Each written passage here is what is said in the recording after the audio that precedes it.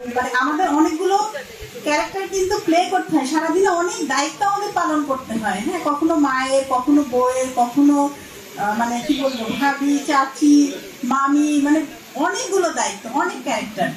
তো আপনি যদি আপনার যে কাজগুলো, যে দায়িত্বগুলো আছে সেগুলো যথাযথভাবে পালন করে তারপরে যে সময়টা পান, আমরা কি করি বেশিরভাগ তো আমরা যে শুয়ে বসে থাকি, ফোনে কি করি, ফোনে কথা বলতে বলতে অনেক সময় বিপদ হয়ে যায়, তাই না?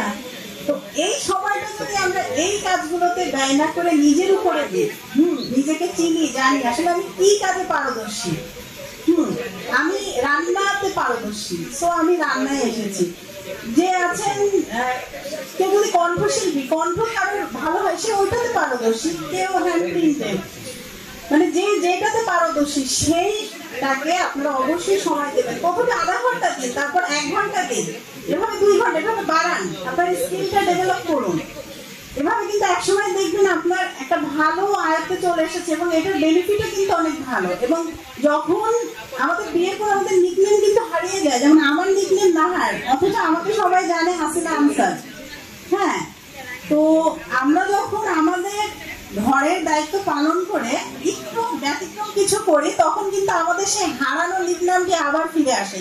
তো এটা তো অনেক সম্মানের, তাই না? আপনারা কি বলেন? থেমে থাকা যাবে না।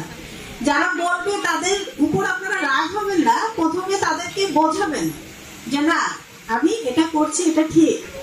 যদি প্রথমে তারা না বোঝে, তারপর তাকে কাজ দিয়ে বোঝাবেন। কাজ দিয়েও যদি না বোঝে, তখন তাকে লিড করুন, কিন্তু তার আগ মুহূর্ত পর্যন্ত আপনারা চেষ্টা চালান।